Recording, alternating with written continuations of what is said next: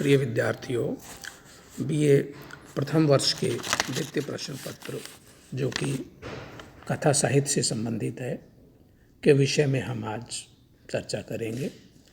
और इसी क्रम में आज हम हिंदी कहानी से क्या तात्पर्य है, हिंदी कहानी का उद्भव और विकास किन किन चरणों से होकर हुआ और हिंदी कहानी के तत्व क्या हैं, क्या उनके पैरामीटर्स हैं जिनके आधार पर हम एक कहानी की समीक्षा कर सकते हैं, इन सारे बिंदुओं पर चर्चा करेंगे।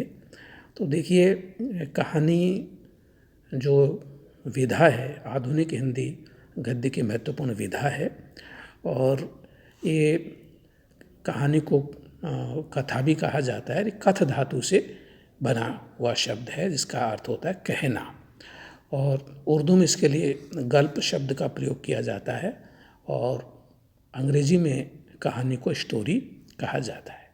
अब हम बात करते हैं कि हिंदी कहानी का उद्भव या विकास, या कहानी का उद्भव विकास उतना ही पुराना है जितना मनुष्य का इतिहास है। जब मनुष्य पहली बार भाषा के माध्यम से अपने भावों और विचारों का आदान प्रदान करने लगा और आदिम अवस्था में जब वो दिन भर शिकार आदि करने के पश्चात जब गुफा में आकर के बैठता होगा, तब दिन भर के अपने अनुभवों को एक दूसरे से कहता होगा। इस कहने की जो प्रक्रिया है, यहीं से कहानी का जन्म होता है और इसके बाद कहानी अनेक दौर से गुजरती हुई आधुनिक समय तक आ गई है। जब हम प्राचीन काल में बात करें तो पौराणिक साहित्य में विभिन्न कहानियाँ, देवी देवताओं से संबंधित कहानियाँ हमें देखने को मिलती हैं। पंचतंत्र की कहानियाँ, हितोपदेश की कहानियाँ, सिंहासन बत्तीसी, बैताल पच्चीसी, ऐसी बहुत सारी कहानियाँ हमें देखने को मिलती हैं। लेकिन वो नैतिक शिक्षा प्रधान कहानियाँ थी और उन कहीं न कहीं मनोरंजन और नैतिकता का एक अद्भुत समावेश उन कहानियों में हमें देखने को मिलता है। जब हम आधुनिक हिंदी कहानी की बात करते हैं तो आरंभिक हिंदी कहानियों के अंदर हम जो महत्वपूर्ण हिंदी की जो आरंभिक कथाकार हैं, उनमें चाहे बंग महिला हो, चाहे सुदर्शन हो, चाहे रामचंद्र शुक्ल हों, प्रेमचंद हों, और ये आरंभिक कथाकार हैं और इनको हम प्रेमचंद पूर्व के कथाकार भी कह सकते हैं। ये वह युग था जब नैतिकता, चमत्कार, कौतूहल आदि को लेकर मनोरंजन प्रधान और नैतिक शिक्षा से ओतप्रोत कहानियाँ लिखी जाती थी। इसके बाद प्रेमचंद युग आता है। प्रेमचंद युग में जो कहानी है वो सामाजिक यथार्थ से जुड़ती है, वर्तमान से जुड़ती है, जीवन के समस्याओं से और जनमानस के प्रश्नों से जुड़ती है। इसके बाद प्रेमचंदोत्तर युग के कहानियों की बात करें तो हमें मनोवैज्ञानिक दौर की कहानियाँ मिलती हैं। जैनेन्द्र, इलाचंद्र जोशी, अज्ञे और डॉक्टर देवराज ये मनोवैज्ञानिक विषयों को लेकर के मनोविश्लेषणात्मक कहानियाँ रचते हैं।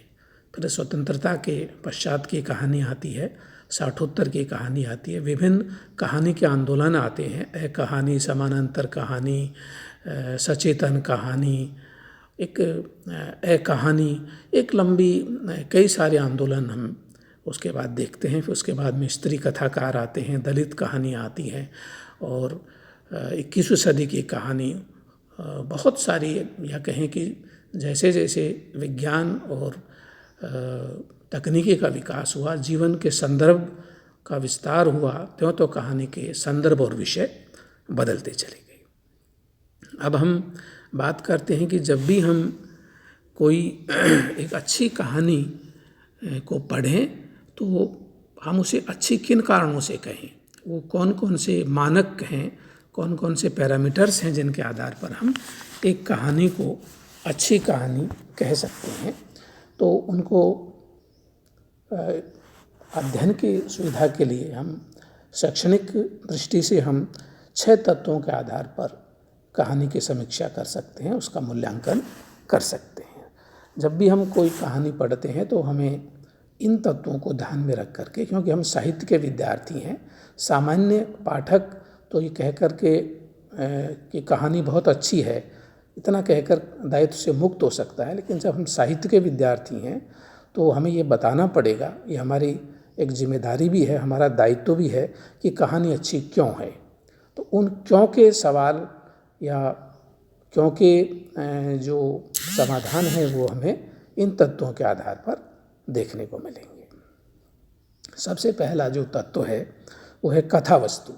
इसको कथानक भी कहते हैं, अंग्रेजी में प्लॉट कहते हैं। ये कहानी का एक तरह से प्राण तत्व है। कहानी जो कथा का जो कहानीपन है, कहानी तत्व है, वो इसके भीतर हमें दिखाई देता है। कहानी का जो कथानक है या कथा वस्तु है वे विभिन्न विषयों को लेकर के हो सकती है। पौराणिक विषय को लेकर, सामाजिक, राजनीतिक, आर्थिक, स्त्रियों से संबंधित, बच्चों से संबंधित, वृद्धों से संबंधित, जमींदारों से संबंधित, प्रकृति से संबंधित, बेरोजगारी से संबंधित जितने विषय हो सकते हैं उन पर कहानी लिखी जा सकती है। अब कहानी के साथ साथ कहानी में घटनाएं होती हैं, उसमें पात्र भी होते हैं। तो कथानक एक तरह से कहानी का कथानक सुगठित होना चाहिए। कहानी का क्रमबद्ध रूप से उसका प्रारंभ हो, फिर उसका विकास हो, फिर कहानी क्लाइमेक्स पर, चरम अवस्था पर पहुँचे, फिर कहानी समापन की ओर जाए, फिर कहानी समाप्त हो जाए और पाठक ये महसूस करे कि वास्तव में कहानी कंप्लीट हो गई है, पूर्ण हो गई है। तो जो कथानक है वो संक्षिप्त भी, सुगठित हो, अधिक विस्तृत न हो, पाठक को समझ में आने वाला हो, प्रासंगिक हो, उद्देश्यपूर्ण भी कथानक होना चाहिए। तो हम जब भी कोई कहानी पढ़ें तो हमें कहानी का जो ये कथानक तत्व है या कथा वस्तु है, इसके बारे में हमें पड़ताल करनी चाहिए। कहानी का दूसरा तत्व है चरित्र चित्रण या पात्र योजना। क्योंकि किसी भी कथानक के भीतर पात्र होते हैं, पात्र से ही कथानक खड़ा होता है। या कहें कि कथानक को आधार, आकार, उसकी बनावट और उसकी बुनावट इन पात्रों के आधार पर ही निर्धारित होती है।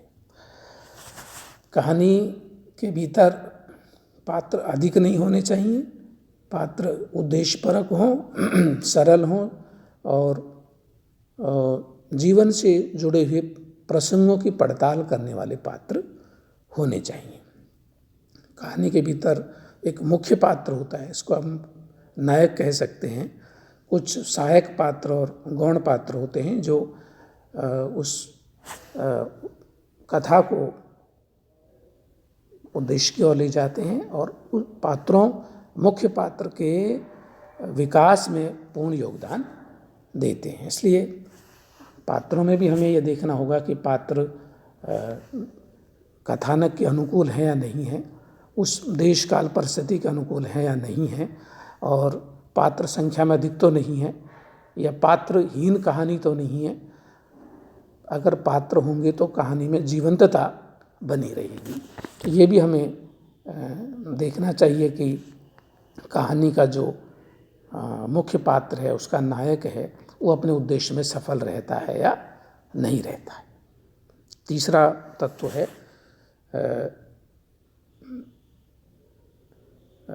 तीसरा तत्व उसका संवाद योजना।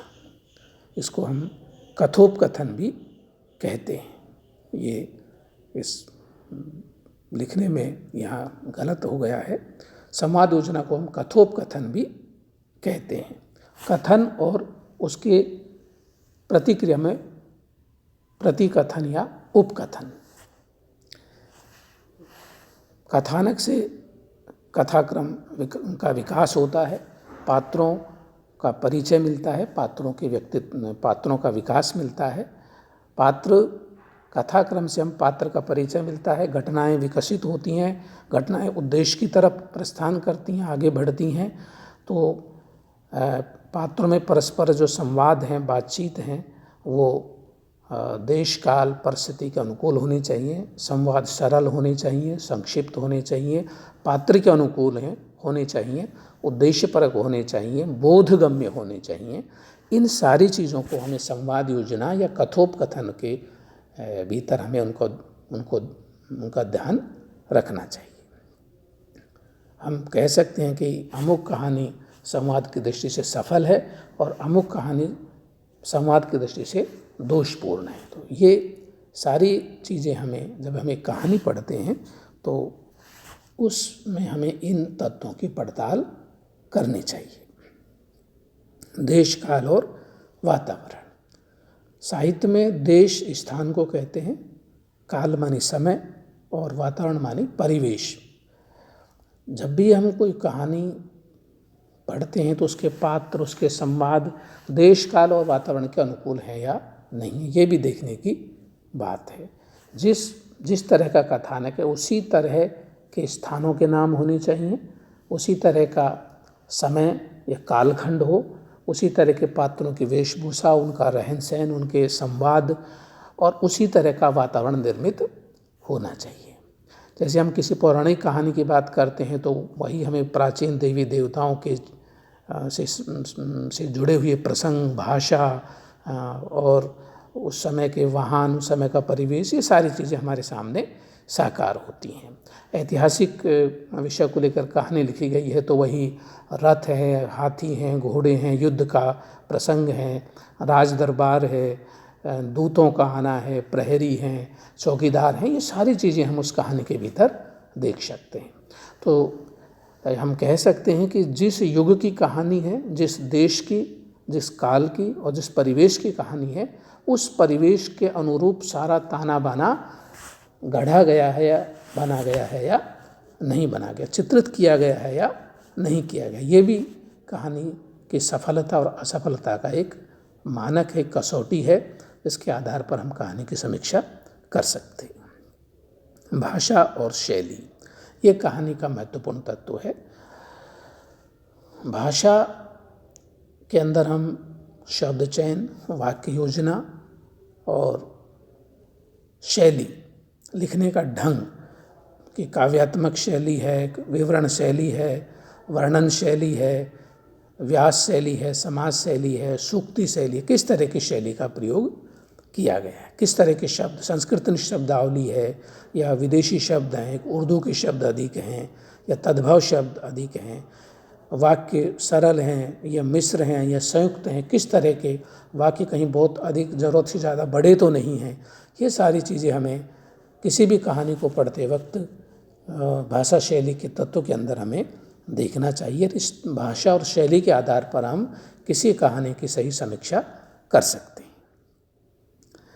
अंतिम तत्व है उद्देश्य तत्व। जब भी हम कोई कहानी पढ़ते हैं तो हम उसमें उद्देश्य की पड़ताल करते हैं कि ये कहानी उद्देश्य की दृष्टि से जो ये कथाकार या कहानीकार कहना चाह रहा है उसमें सफल हुआ है या नहीं हुआ है। हालांकि संसार में कोई भी कार्य निरुद्देश्य नहीं होता, कहानी भी किसी न किसी उद्देश्य को लेकर के कोई घटना, प्रसंग या चरित्र या कोई संदेश या किसी समस्या का उद्घाटन, बहुत सारे संदर्भ और प्रकरण हो सकते हैं। उद्देश्य की प्रकृति अलग अलग हो सकती है, लेकिन प्रत्येक कहानी का एक उद्देश्य होता है। उस उद्देश्य की सही पड़ताल भी पाठक को करनी चाहिए कि कहानी अपने उद्देश्य में सफल हुई है या नहीं हुई है। कई बार कथानक, देश, काल, वातावरण, पात्र योजना, संवाद, भाषा शैली, इन सब की एक सामूहिक परिणति, एक संगति एक कहानी के भीतर होनी चाहिए। जब एक साथ सबकी संगति बैठती है तब कहानी उद्देश्य की ओर बढ़ती है, निश्चित रूप से अपने उद्देश्य में सफल होती है।